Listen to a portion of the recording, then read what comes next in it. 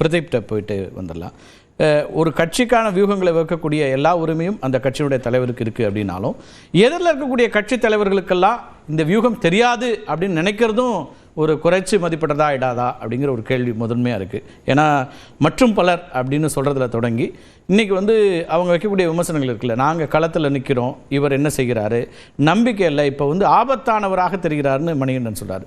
இப்போ ஒரு முக்கியமான புள்ளி என்ன சொல்கிறாருன்னா, கூட்டணி ஆட்சின்னு அழைப்பு விடுத்த பிறகு இதுவரை ஒருவர் கூட எந்த ஒரு கட்சியும் அவரோட சேரலைன்னா கட்சி தலைவர்களுக்கு தெரியும் தானே கிரவுண்டு. அப்போ அவர் தன்னை பொசிஷன் பண்ணிக்கிறதுக்கு இதெல்லாம் பேசுகிறாரு அப்படிங்கிறார்.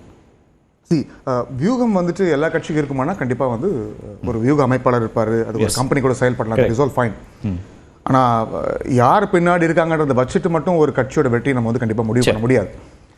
அந்த வகையில் அந்த கட்சி அவங்களை எப்படி பார்க்குறாங்கன்னு சொல்கிறத விட நாம் எப்படி மற்ற கட்சிகளை பார்க்குறோன்னு ஒரு வியூகம் இருக்குல்ல. அதையும் தாண்டி விஜயனை முதல்ல தெளிவாக சொல்கிறாரு, போட்டி இந்த முறை திமுக வெர்சஸ் தாவேகான்றதை மிக தெளிவாக சொல்லியிருக்காரு. ஆட்டத்தில் பெருசாக நாங்கள் அதிமுக இருக்காங்கன்றதை நாங்கள் பார்க்கவும் இல்லை. அண்ட் ஏன் அவர் என்டிஏ தலைமையிலான கூட்டணி சொல்கிறாருன்னா, இப்போ கடந்த முறை 2024 மக்களவை தேர்தல் நடந்ததில் பாஜக கிட்டத்தட்ட 240 எம்பிக்கள் வச்சுருக்காங்க. எத்தனை தொகுதிகள் அதிமுக கிட்ட இருக்கு? 0. அதனால பெருசா அவங்க அதை வச்சு நம்ம பண்ணோம்னா நீங்க இன்னும் எண்ணிக்கையை தொடங்கவே இல்லாத கட்சி தானே. அப்சல்யூட்லி ஃபைன், அதுல மாற்று கருத்து இல்லை. we are untested, ஆனா they are proven, they are zero. இல்ல எங்களுடைய வாதம் அப்படித்தான் நாங்க பார்க்கிறோம். ஒவ்வொரு தேர்தலையும் மாறி இருக்கு. அவங்களுக்கு ப்ரூவன்ல இன்னொரு அம்சம் இருக்கு, 0 in terms of நம்பர் சீட்டு. ஆனால் சதவீதம் ஒன்று வச்சுருக்காங்க, பேசிக்காக ஒரு பர்சன்டேஜை என்ஷூர் பண்ணிக்கிட்டே இருக்காங்க இல்லையா. இப்போ அந்த சதவீதத்திற்கு மேலே நாங்கள் இருக்கோன்னு எந்த விதத்திலும் ப்ரூவ் பண்ணாத போது நீங்கள் மற்றும் பலர்னு ஒருத்தரை சொல்லிட முடியுமா? அப்போ ஒரு இல்லை, உங்களுடைய கருத்து சரி அப்படின்னா ஒரு வாதம் இங்கே உடையுது. there is nothing called proven, untested, unproven சொல்கிற மாதிரி nothing called proven ஒன்று இருக்குது. போன முறை நான் ஆட்சியை பிடிச்சிட்டேன், அதனால் இந்த முறை நான் தான் ஆட்சிக்கு வருவேன்ற ஒரு கருத்தும் கிடையாது. சரி, அதனால் யாரும் திரும்ப untested நீங்கள் எண்ணிக்கை 0 அப்படின்னு அதிமுகவுக்கு சொன்னால் நான் உண்மையான விஷயத்தான் சொன்னேன். தப்பு, அதில் மாற்று கருத்து இல்லை. பாஜகவுக்கு எத்தனை நாடாளுமன்ற உறுப்பினர்கள் இருக்காங்க தமிழ்நாட்டில்? தமிழ்நாட்டில் நாடாளுமன்ற உறுப்பினர் விட்டுருங்க. அப்போ பாஜக மற்றும் பலர்னு எப்படி சொல்றீங்க? என்டிஏன்றது தேசிய ஜனநாயக கூட்டணி, அதுதான் அவங்க ஒரு தேசிய அளவில் பெரிய கட்சியாக இருக்காங்க. அதனால அந்த இடத்துல தான் வியூகமா இங்க அதிமுக தலைமையில கூட்டணின்னு அதிமுக சொல்லுது.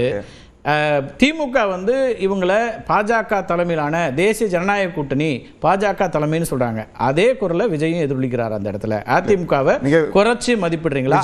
ஒரு பக்கம் இருக்கட்டும், இதற்கு முன்னாடி அதே கட்சியில அந்த கட்சியோட தலைவராக இருந்த திரு அண்ணாமலை கூட ஒரு பொருட்டு அதிமுக மதிக்கல. முதலமைச்சரா திரு எடப்பாடி பழனிசாமி அவர்களை வெற்றி பெற வைக்கிறது என்னுடைய நோக்கம் இன்னைக்கு கூட சொல்லியிருக்காரு. அது இப்போ இன்னைக்கு சொல்லியிருக்காரு, இப்போ ஒரு மாசத்துக்கு முன்னாடி பொதுக்கூட்டத்திலே சொன்னாரு. கரெக்ட். அவங்க பாஜகவுடைய மாநில தலைவராக இருந்த ஒருத்தர் இந்த விஷயத்தை சொல்லியிருக்காரு சொல்ல.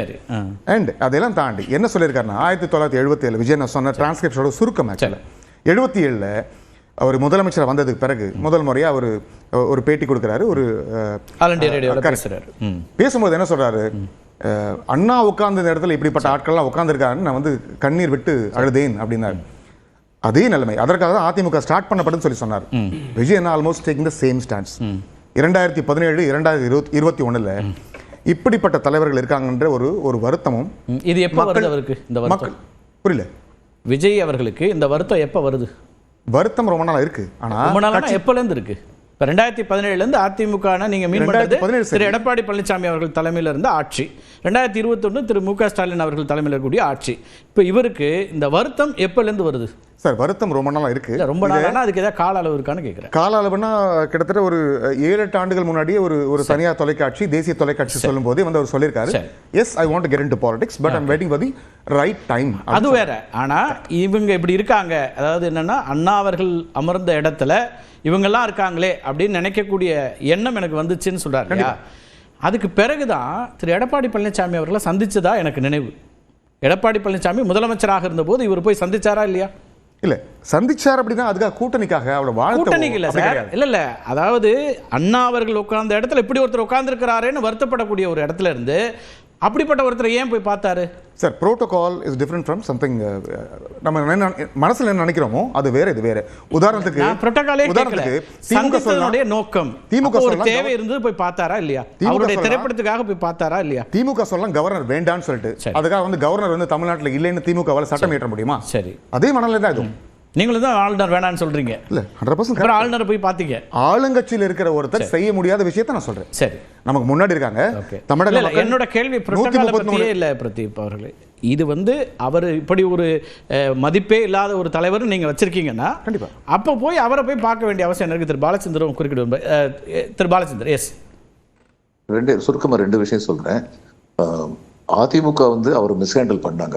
ஆரம்பத்துல இருந்து கொடி பறக்குதுன்னு சொன்னாங்க, வருவார்னு எதிர்பார்த்தாங்க. இது உண்மை. நம்பர் 1. நம்பர் 2, இன்னைக்கு நடக்க போறது சட்டமன்ற தேர்தல். 240 MP பாஜகவுக்கு இருக்குன்னு சொல்றதுல அர்த்தமே கிடையாது. நீங்க சரியா கேட்டீங்க, தமிழ்நாட்டில் உங்களுக்கு எத்தனை MP இருக்கு? சட்டமன்ற தேர்தலில் போன தேர்தலில் 65 MLA ஏறக்குறைய அதிமுக வாங்கிருச்சு. அதுவும் சாதாரணமாக செய்யலாம். அது என்ன ஒன்று நாள் மன்னன் வச்சுக்கணும். ஜெயலலிதா என்ற பெரும் ஆளுமை இல்லாத தருணத்தில் அவங்க 65 MLA வெற்றி பெற்றார்கள். அதனால இப்படியெல்லாம் ஒரு கட்சியை குறைச்சி மதிப்பிடுறதுங்கிறது ரொம்ப தவறான ஒரு கண்ணோட்டம் நினைக்கிறேன். ஸோ இல்லை அவர் குறைச்சி மதிப்பிடுறீங்கன்னு சொல்றாரு. இல்லை, முரண்களை சுட்டி காமிக்கிறாங்க. திரு விஜய் அவர்களுடைய முரண்கள் அப்படிங்கிறது இதெல்லாம் சுட்டி காமிக்கிறாங்க. அப்போ அரசியலுக்கு வந்த பிறகு தான் இந்த கவலையெல்லாம் அவருக்கு வருதா, இல்லை அதுக்கு முன்னாடியே அந்த கவலை இருந்ததா அப்படின்றது தான் அவங்க வைக்கிற கேள்வி. பொதுவாகவே திமுகவும் அதிமுகவும் சேர்ந்து ஒரு ஒரு ட்ரெண்ட் செட் பண்ணுறாங்க. அது என்னன்னா, மக்கள் கிட்ட ஒன்று திமுக தலைமையிலான ஆட்சி, இல்லை அதிமுக தலைமையிலான ஆட்சி. இந்த முறை நாங்கள் தெளிவாக இருக்கும், தாவேக தலைமையிலான ஆட்சி. ஆனால் போட்டி ஆளுங்கட்சியில் யாருக்கவங்க அவங்க தான். அதிமுகவோ அதை சொல்வதற்கான உரிமைகள் இருக்கு. நாம் தமிழர் திரு சீமான் சொல்றாரு, நான் தான் போட்டிங்க எதிர்கட்சின்னு. ஒவ்வொரு கட்சிக்கும் உண்டு, அதுல ஒன்றும் மாற்று கருத்தே இல்லை. தாவேக்கா சொல்லலாம். ஆனா இந்த இடத்துல என்னவா காயின் பண்ண விரும்புறீங்கன்னு மட்டும் தான் கேட்டேன். பாஜக மற்றும் பலர் அப்படின்னு சொல்றதன் மூலமாக நீங்க ரொம்ப ரொம்ப அண்டர் எஸ்டிமேட் பண்றீங்களா? ஒரு 65 இடங்கள் சட்டமன்றத்தில் வச்சிருக்கிற ஒரு கட்சி, ஆட்சி பொறுப்பில் இருந்த கட்சி அப்படிங்கிற இடத்துல இருந்து அவங்கள நீங்க ஒரு வியூகத்தின் அடிப்படையில் அப்படி போற போக்கில் அப்படி சொல்லிட முடியுமாங்கிறதான் இப்படி. 2 எதிரிகளை தான் முக்கியமா சொல்றாரு. ஒன்னு அரசியல் எதிரி, இன்னொன்று கொள்கை எதிரி. அந்த வகையில் ஒன்று திமுக, இன்னொன்று கொள்கை எதிரியை எங்கெங்கெல்லாம் கேள்விக்குள்ளாக்குறீங்க? நிறைய இடங்களை கேட்டிருக்கோம்.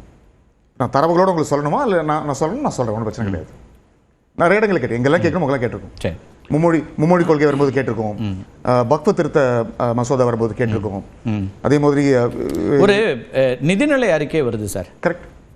அதில் இருக்கக்கூடிய விஷயங்கள்ல என்ன கருத்து அப்படிங்கிறது ஒரு கட்சியினுடைய கருத்து எதிர்பார்ப்பாங்கல்ல. மத்திய அரசாங்கத்தினோட நிதிநிலை அறிக்கை என்ன சொல்றீங்க? அதில் நிதிநிலை அறிக்கை தனிப்பட்ட முறையில் எங்களுடைய கருத்தை ஆதரவு கட்சியா இருக்கும்போது அப்படி கேட்கும்போது நீங்க கேட்டீங்கன்னா இது ஒன்றும் பெருசா அவசியம் கிடையாது. தாவேக்காவுடைய ஸ்டாண்ட் என்ன அப்படின்னு ஒன்று பார்ப்பாங்கல்ல, பொதுமக்கள் கேட்பாங்க. பங்குச்சந்தை சொல்லிடுச்சு, அதோடைய அது வேற சார். ஒரு நிதிநிலை அறிக்கையில தமிழ்நாட்டிற்கான தேவைகள் இது, அதுக்கு ஒதுக்கீடு கொடுக்கப்பட்டுச்சு, கொடுக்கப்படலை, அல்லது தமிழ்நாடு வஞ்சிக்கப்பட்டிருக்கு, இல்லை தமிழ்நாட்டுக்கு கொடுத்துருக்காங்க, ஏதோ ஒரு கருத்து இருக்கும் இல்லையா? அந்த கருத்தே சொல்லாத போது வெறுமனே நீங்க தனிநபர்களை மட்டுமே விமர்சிச்சு ஒரு அரசியலை முன்னெடுக்கிறீங்கன்னு ஒரு விமர்சனத்தை வைக்கிறாங்க.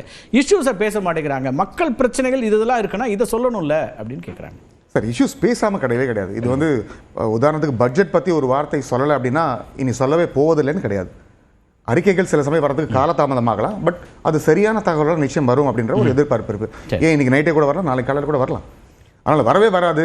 புதிய ஒரு அரசியலாக தான் இருக்குது, அதை புரிஞ்சுக்க விரும்புகிறோம். ஏன்னா எப்போதுமே அன்றைக்கே எதிர்வினை ஆற்றுவாங்க இங்கே இருக்கக்கூடிய கட்சிகள்.